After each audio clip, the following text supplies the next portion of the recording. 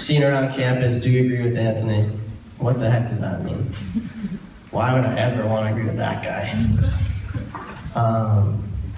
Truth is, you know, I'm a pretty good guy. I have good qualities, but like everybody else, I got bad qualities. You know, I'm stubborn, can be arrogant, impulsive, impatient. You know, I scream at Ati because he's watching TV all the time. You know, Ati doesn't deserve that. But yeah, so why would people want to agree with me? And the reason is, we're gonna get to that a little bit later. But for right now, I want to ask you guys two things. The first is that, you know, tonight we're talking, we're in this intimate setting, and when you hear new things, hey, you guys can come on down. Okay, you can't come down, it's fine. Speaker people, it's fine.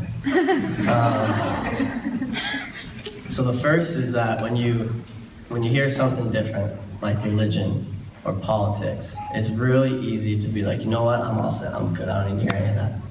But I want to ask you all tonight to keep an open mind. Not for me, but for each one of yourselves. You know, if you approach something with an open mind, whether you adhere to it afterwards, whether you're like, yeah, it's the best thing in the world, I'm gonna stick to it, or whether you're like, you know what, I'm all set, at least you gave yourself that chance.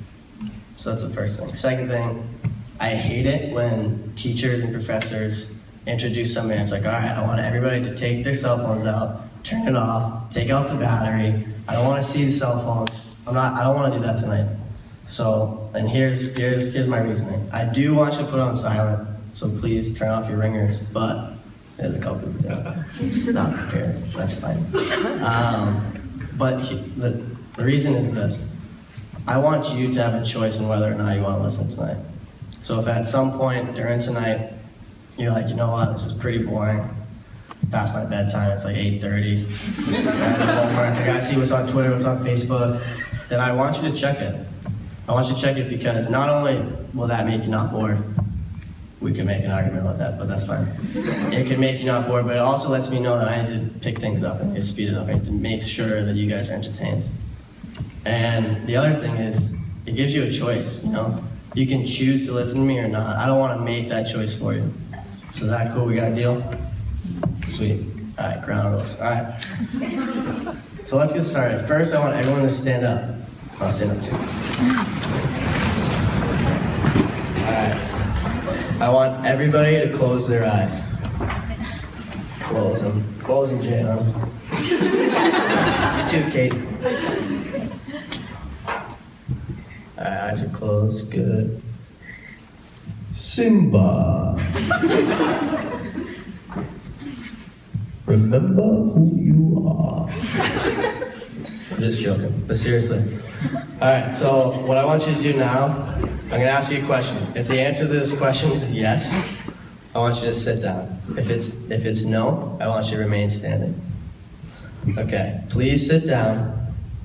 If you yourself think that you are perfect, think that you are without fault. That could be the definition of perfect, that's fine. All right, everybody heard it? Okay, everybody open your eyes. I want you to look around. Look to your right, look to your left, look behind you. Sure. Someone's sitting down.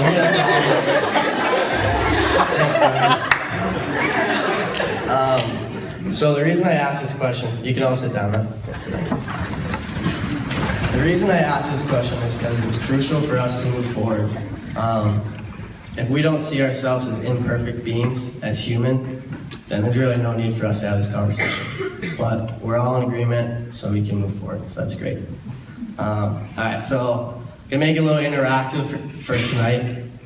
I'm gonna ask you a couple questions and kind of guide my talk through that. So how I want you to answer these questions is I'm gonna say, okay, for example, who here likes the color red? And in response, I don't wanna hear, yes, no, great. I wanna see the wave. So like we're at a baseball box, so I want both hands in the air like this.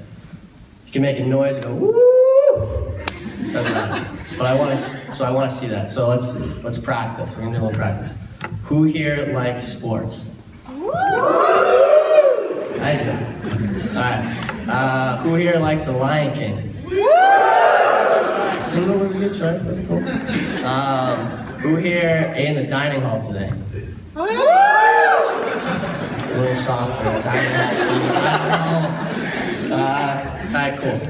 All right, so let's get a little serious now. Cool, nice haircut. Yeah, really long hair yesterday. Anyways, okay. So who here grew up in a religious household? Woo!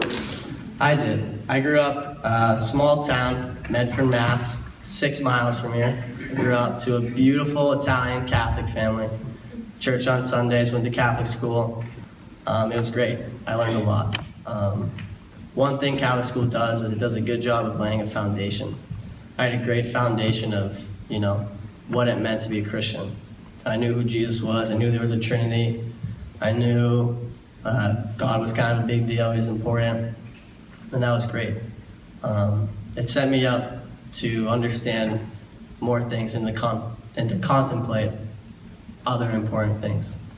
Like I said, I was truly blessed with a beautiful mom, dad, and sister, and I would not be the person I am today without them.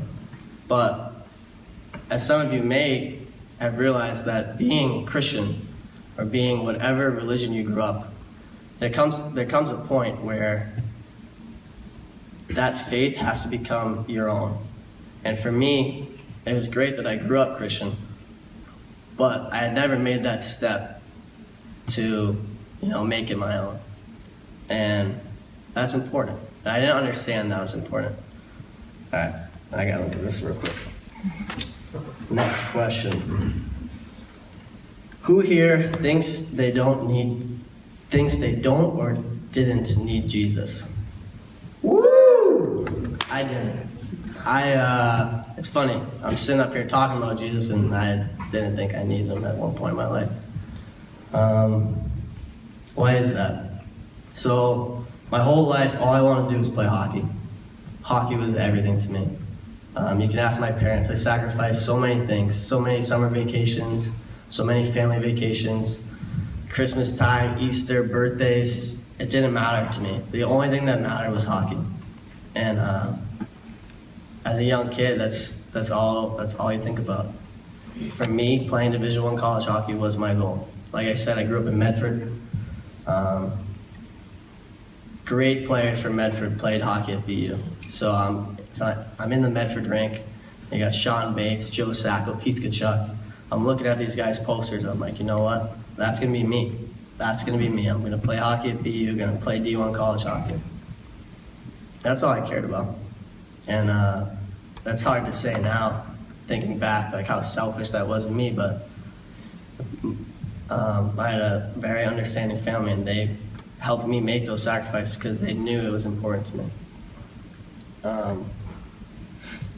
Let's see. So, I was a hockey player. My identity was a hockey player, and that's all I ever really wanted to be.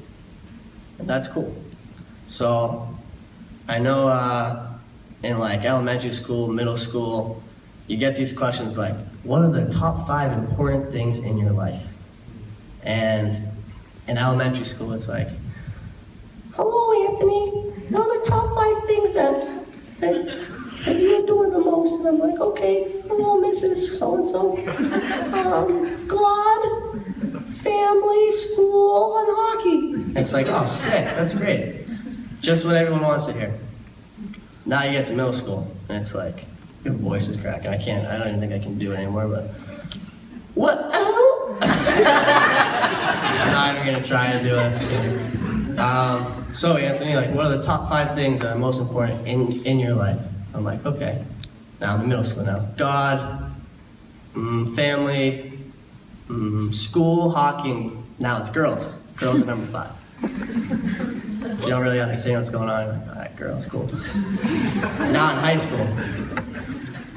So, Mr. Moshe, what are the top 5 most important things in your life? Okay.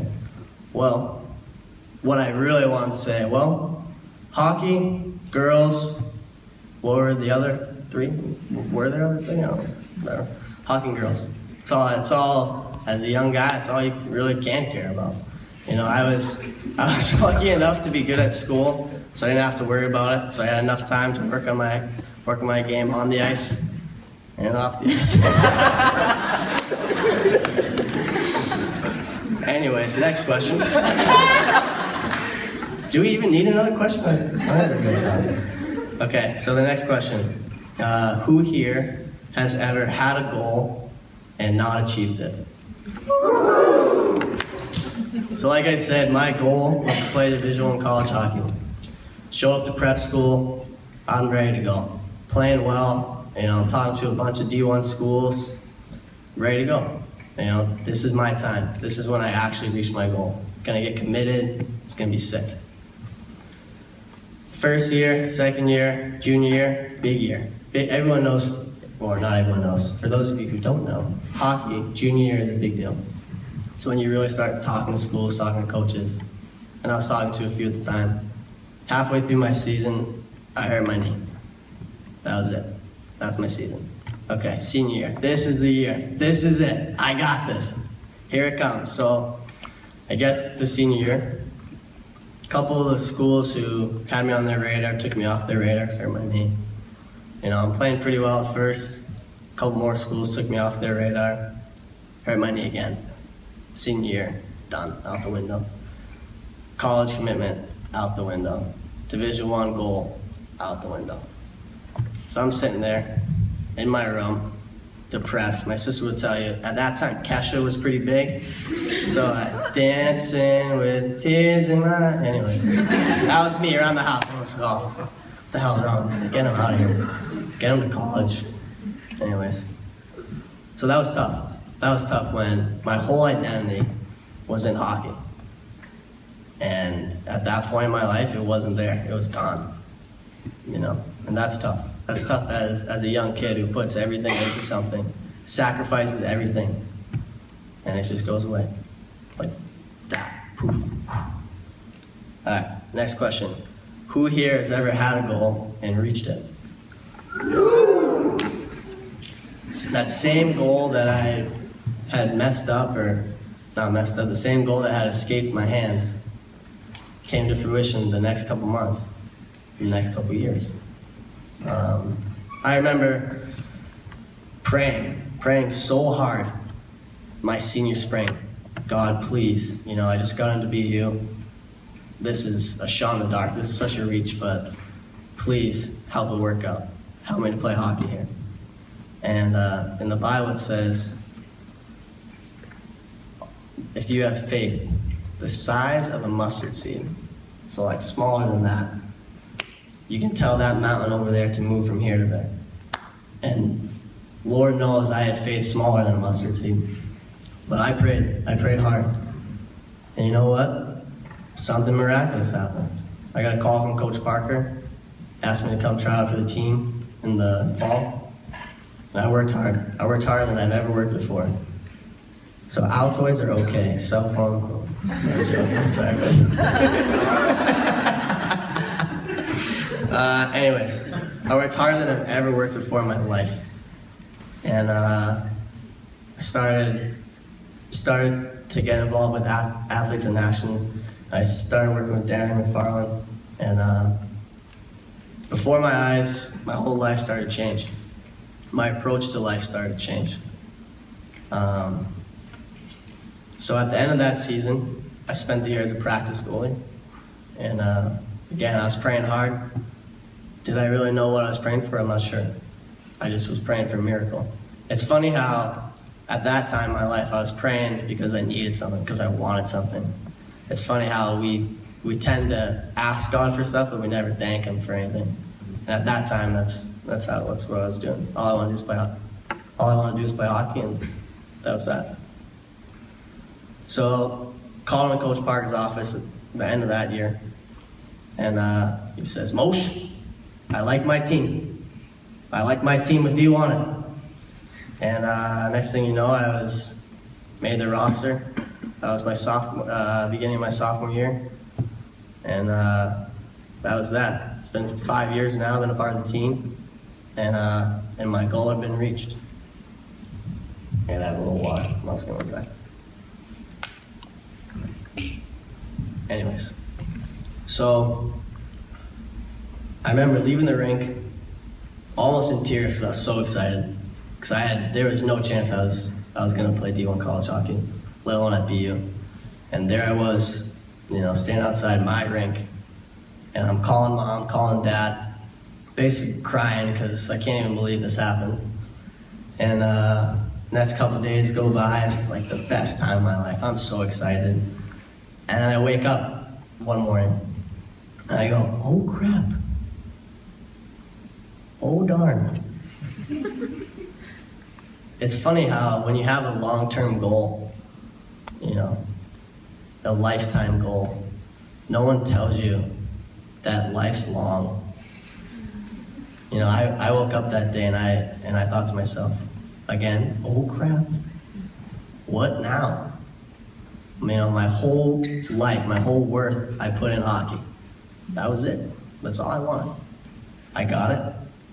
And then I realized that I put my faith and my worth in something that was temporary. That's silly. It's silly because, like I just said, life is long. Eternity is long. It's like the longest thing ever. It's like infinity plus one, that doesn't even exist. But seriously, and that's when I realized. That's when I realized that I needed something bigger in my life. I needed something bigger than hockey. Bigger than my family. I love you guys. You guys know that. But I need something bigger. I need something bigger to live for. And that's when I started to understand that I needed a relationship with God. Some of you may be like, okay, that's a bit much. Like, come on. There's gotta be something. There's gotta be another goal you could have picked, but it's not true. I'd be lying to you if there was something else that I could have picked. I'm serious. All right, let's see what we got here. Okay. Life's long. So what I realized is that, God loves me. He didn't love me because I played D1 college hockey. He didn't love me because I was a good son sometimes. He didn't love me because I worked really hard and I respected my elders and didn't get in too much trouble. Yeah. He loved me because I was me. He loved me for everything. For my screw-ups, for my positive attitude, for everything. And to know that someone can love you that much is amazing. So you're probably wondering, what these Christians believe. It's probably should talk about that. It's pretty important. So, I'll put my glasses on. Alright, I'm gonna keep it short and sweet. God loves you, and He has a plan for your life, each one of us. We are not perfect, as I've talked about earlier. We've established that we're not perfect, and thus we fall short of the glory of God. That's important too. Now, in order to reconcile this imperfection, God decides to send His only Son, Jesus Christ, who was perfect, to die for each one of us, to die for all of our sins. That's amazing. That's amazing that God decided to do that because I'm worth it, because each one of us in here is worth it. And to me, that's like playing for the best coach in the world. To know that somebody cares about us that much, and to know that, when I'm at my worst, someone still cares about me. That's pretty cool. And that all that must be done is we just must accept this fact. And by accepting that fact, God can work in our lives to help us become the men and women that we're meant to be. Hearing that, going what I've gone through, I don't know, whatever, either way, meant the world to me. It made a huge difference in my life. And that's why I asked you guys to come here tonight. That's why we've done all this. Because there's something more important out there than what we do. There's something more important out there than what we have. So I'm going to compare faith here.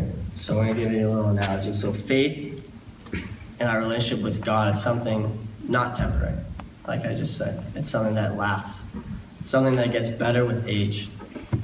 So whiskey, those college students, whiskey is okay, but it gets better with age. It gets bolder, the taste gets stronger, and it gets smoother. That's how I want my life to be. I want my life to be like whiskey. Enough said, you know? But it's funny because, you know, you can compare whiskey to life, but you can also compare hockey to life.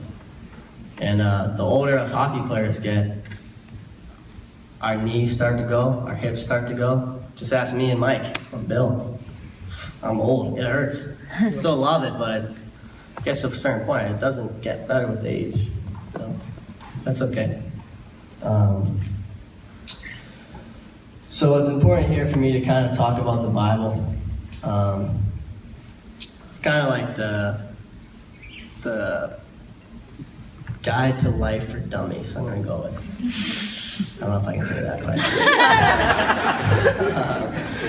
so the Bible, people are like, oh gosh, here we go. He's talking about the Bible. So before I understood what it meant to have a personal relationship with God and Jesus, before I made my faith my own, you know, I like to call it selective Bibling. You know, I read what I wanted to read.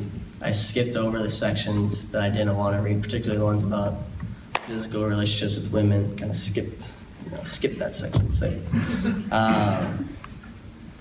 But I was a selective Bibler. I may coin that. Remind me later. But it's funny. That's what I used to think. But I'm gonna tell a little story here. My freshman year, it was myself, Matt Ronan, Adam Clendenning, Charlie Coyle. Charlie Sheen was in town. So we're all pumped up. We're gonna go see Charlie Sheen tonight. And we're like, oh, well, we got swipe access into the rink. Like, this could be fun, sick. So we swiped into the rink, took the freight elevator up, watched Charlie Sheen. Charlie Sheen was terrible. It was probably like the worst night of our lives. Like, why did we waste time sneaking into Charlie Sheen? We come in the rink the next day, and Coach Parker calls us all. We had a team meeting. Who here snuck into Charlie Sheen? And I'm like, oh God. Don't look anybody. So, of course, we all stood up. We're like, we did. And he's like, you're gonna ride 20 mile. Don't let it happen again. So it wasn't terrible. It wasn't the worst thing that could happen, but still, for me, just starting being a part of the team, I'm already screwing up, so probably shouldn't do that. But it's funny. So we were freshmen, and we thought, you know, as freshmen, you know, it's okay. We don't really know that we're not supposed to sneak into the ring and watch Charlie Sheen. That's okay. We're freshmen. How should we know? That's kind of how the Bible is. Oh, I didn't read the Bible. How should I really know what happens? But it's funny because deep down, we all know what's right and wrong. Like, I knew I shouldn't be sneaking into Charlie Sheen, not because Charlie Sheen is terrible, but because it's not a good idea and not respectful to the arena. Just like we know we should treat people with respect, whether we read it or not.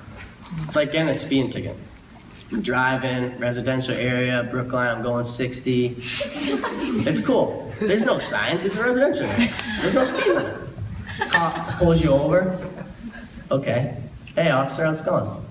What seems to be the problem? I feel like that's what people say when they get in trouble. All right. You're going 60 in a residential area. Yeah. What do you want?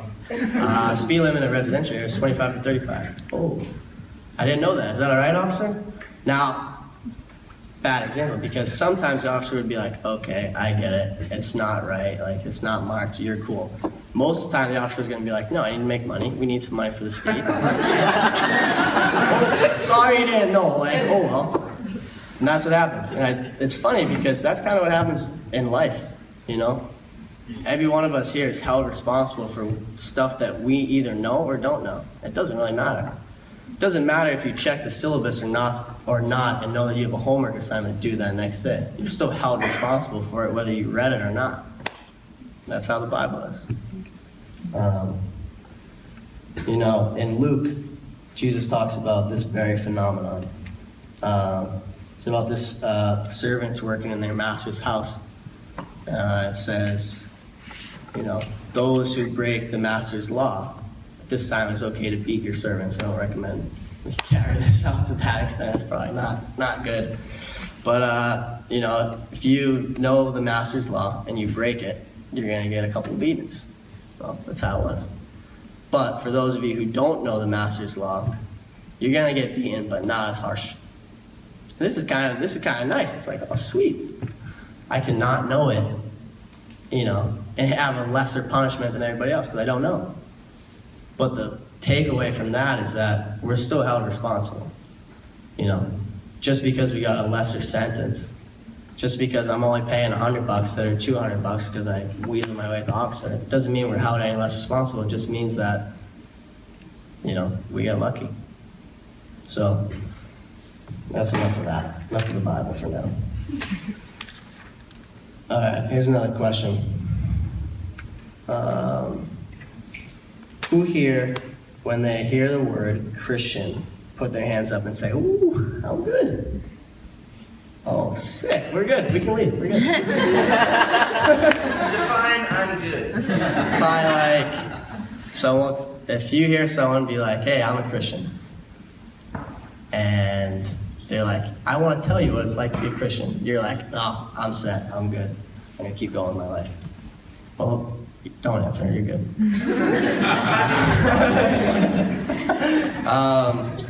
I was like that, grew up Catholic, which is Christian, and I thought I knew everything. I knew who Jesus was, I knew what the Trinity was, and I was all set. I didn't need to hear anything else. This is what happens. And what's funny is, it's not right. I think a lot of stigma comes with, saying that you're a Christian. It's kind of like people think it as us Christians, we're the gold standard. We're the ones pointing and say, don't do this, don't do that. Don't have sex, don't drink, don't do illegal things. But everyone knows don't do illegal things. And that's not how it's supposed to be. The person of Jesus, and who I agree with, and indirectly who we all agree with, whoever helped support this thing, is he came to earth for all of us, to die for us, to die a terrible death. Guy was crucified, hammered with nails. It was awful. It was not fun. If anyone's seen The Passion of the Christ or the Bible series, you do not want to watch that, let alone experience it. But the person of Jesus came to earth. He didn't come for the elite, for the people who thought that they knew it all. He came for the prostitutes, the tax collectors, the gamblers, the cheats, the snakes. He came for all those people because all those people were worth it. All those people were worth saving. And he's right. Just like all of us are worth saving. Obviously, no judgment. Nobody raise their hand, but if you are a tax collector, it's okay. But there's no need to worry. If Jesus came back for them, came back for those people, he's got my back. And I know he's got all of our backs here. So the best part about God, and this may sound a little funny, but he meets us where we are at. I'm not perfect, and I've gone through peaks and valleys and good times and bad times, and what I've realized is that, it doesn't matter, how I feel about myself. What matters is that God still loves me no matter what.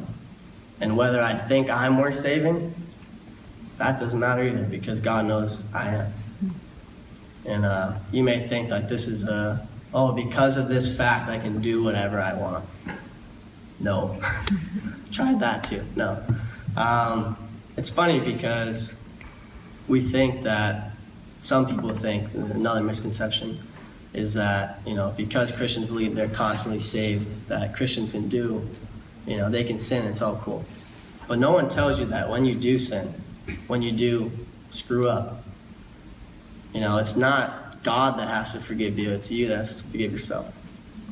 And that's what I've had the hardest time with these past couple months, I've done some things that I'm not proud of, I've ruined a great relationship because I put myself first, I stopped living and putting God first in that awesome relationship. And I'm not proud of it. And it's funny because it says God and Jesus forgive us as soon as the act is done. You know, we're forgiven. They have the best short-term memory in the country. You know, we're forgiven. But the problem is no one tells you that your actions have consequences. Your actions, you know, stick with you. And you have to forgive yourself. And not only that, but how you treat women, how you treat each other, it doesn't only affect you, it hurts everybody around you. It hurts all your future relationships. It hurts what people think of you. And like I said, it doesn't matter. You know, I could be up here still talking. All of you could leave tonight and be like, that guy, I think he's a little weird. He's a little weird, believe in Jesus. That doesn't matter. But what matters is, you know, what God thinks of us. And you know, it's hard to understand. It's hard to feel that. But I feel that every day. But it's funny because when you do leave, if you see me being a bad guy, you know, and you talk to your friend, and you're gonna be like, that guy Anthony, he's a bad guy. And he's kind of crazy. It just builds and builds and builds. And then on top of that, it makes you feel bad about yourself. And I don't want anyone here to ever feel bad about themselves. And God doesn't want anybody here to feel bad about themselves either. So what? Anthony, why do you believe in this imaginary thing that no one can see? It's a good question. Why? Why are you up here talking to your teammates, to your family, to people that you don't even know? Why are you why am I doing this? Doing this because it's made a huge difference in my life. And it'd be wrong for me not to share it with you guys. It'd be wrong for me to not share God's gift that he gave to me that I didn't deserve. Because each one of you in here deserve the same gift. Each one of you here deserves to feel loved every single day, whether it's from your family, friends, or understand it's from God. What has God done with hockey in school for me? Well, I was talking to Matt this afternoon, and I was saying, you know, God would have been the best goalie in the country. You know, Connor, Matt, and myself play goalie here, and we try to be perfect. Like we established earlier, it's not possible. So we try and stop every single shot. Every single shot in practice, we're gonna stop. Every single shot in the game, we wanna stop. Problem is, you're not gonna stop every single shot. You can't be perfect. The game of hockey would be terribly boring if we were perfect. It would. Dwayner would never score. He'd be really mad. Joke.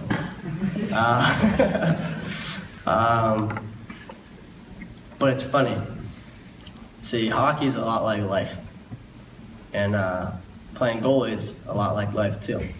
Because, you know, God doesn't want us to be perfect.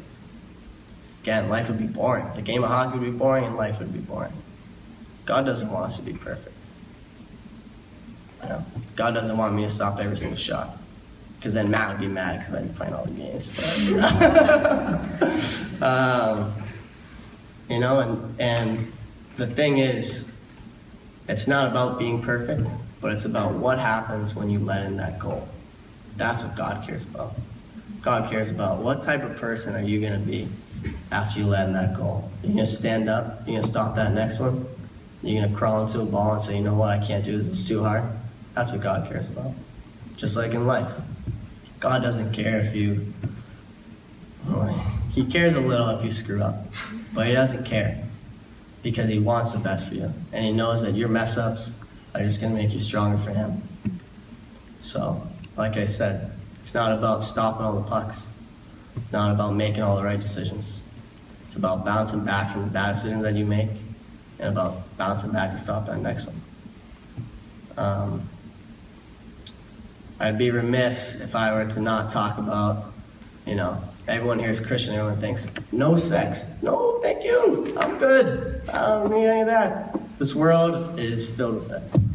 And I can't not talk about it. You know, I've been praying a lot, to be honest, and really wasn't gonna talk about it, but I think it's important for me to talk about. And what I'm gonna say is this.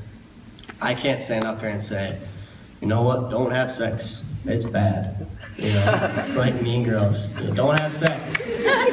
But if you do, use a condom, so you don't get chlamydia and die. It's like, what? But I can't stand up here and say that, because I'm not perfect, you know. I've had sex before, yeah. Mom and Dad are here, sorry. Sister knows, I tell her everything, but I have, and who am I to stand up here and tell you that? You know, I can't preach it. But I can tell you this, you know, I've had a great relationship. You know, I put God first in that. And I'm telling you, there's no better feeling. There's no better feeling, and I hope the women in this audience, so maybe some of you are married, I hope that you know what it's like to be loved completely. You know, the Bible says Jesus wants us to love our wife as he loved the church. Jesus died for that church. And that's what's changed my life. You know, how I treat women. It's not about, oh, I'm going to hook up with her tonight, I'm going to hook up with that girl the next night. It's about, what can I do to make sure that these women know what it's like to feel loved by a real man? You know, being a real man is not about how many girls you've slept with. Being a real man's about, you know what? I'm all set. About refraining from that, because that shows strength. There's strength in restraint. Strength and restraint, that's pretty sweet too. There truly is, and I promise you that whatever mistakes you make, doesn't matter. God's gonna love you. But treating people with respect, that's important, because you can lose that respect really quickly. And I did that this summer. You know, I'm not proud of it. I put, instead of putting God first, put my identity. I took my identity from being a hockey player to being in God. And I took that identity from being in God to be like, you know what? I got this, God. Step aside. Let Moshe drive the bus for a little bit. And I'll tell you, the amount of people I disappointed, the amount of people, you know, I made sad, and the amount of women who I worked so hard, you know, to show them what it's like to be loved by a real man, by a Christian man. I messed that up. And I never want to do that again. And like I said, I'm not perfect. I'm going to make mistakes. We're all going to make mistakes here.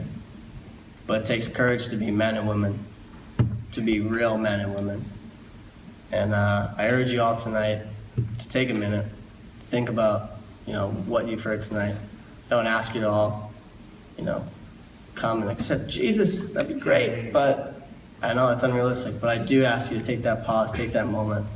Because I promise you, by taking that moment, you're going to realize that, you know what, maybe this is something I could use. You know, maybe this could change my life. That's what it did for me. And I haven't looked back since. And I just want to thank all of you for coming. Thank everyone for helping make this possible, this event. Just being here, listening, being respectful means the world to me. And I just hope and pray that, you know, if this has struck you in a certain way, that that I really encourage you to let God be a part of your lives, because he can help make you the man and woman that you really want to become.